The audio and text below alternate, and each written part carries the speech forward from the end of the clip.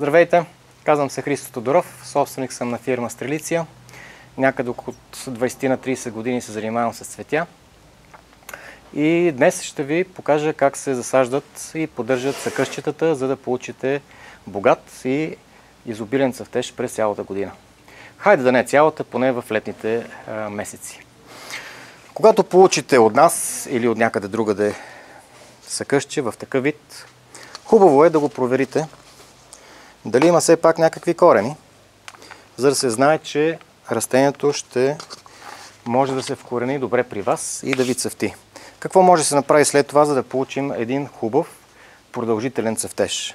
Трябва да му се осигури един съд с около 3 литра минимум обем и да го напълним с нещо, от което имат нужда растенията, а това е почва. Лично ви препоръчвам да си купувате хубава почва, защото това е храната, както ние се храним с хубави храни и растенията имат нужда. Запълваме саксийката. Най-добрият вариант е, ако ви попадне под ръка гранулирана тор, ето като тази, с дълготрайно действие, да сложите на дъното, така че растенията да имат храна поне за 2-3, ако не и за повече месеци. Така. Подготвяме си основата на саксията. Слагаме младото растение. Допълваме още почва.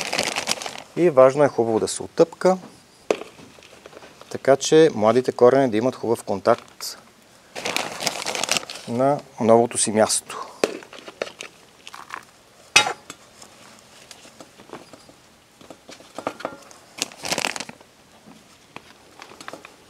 Трябва да осигурите и малко място в саксията, така че като го поливате,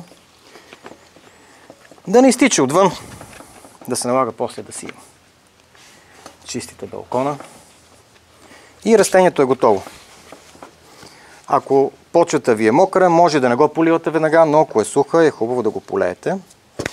И след това го поставяте на хубаво слънчево място и се грижите ежеседмично за поливка, както евентуално, ако не сложите и гранулиран тор, и за торене. Какво би се получило? Би се получило след около 3-4 седмици ето това нещо.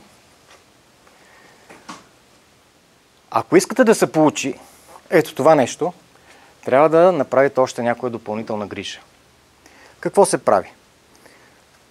Обикновено, когато има 3, 4, 5 или 6 разклонения, в по-начална фаза, не като тази тук забравена, се пречупват върховете. Какво ще рече? Ето. Разклонението, края на разклонението е върха. Пречупваме го върха и растението се стреми да пуска разклонение на всички тези възли. И така става по-гъсто.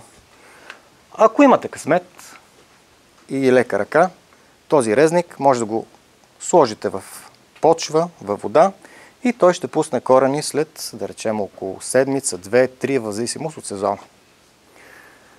Това е накратко за растенията, т.е. за съкъщчетата. Ако искате обилен, хубав цъфтеж, обичайте си ги, както си обичате близките хора и те ще ви се отблагодарят. Ако нещо има неясно, гледайте следващото видео или върнете от начало.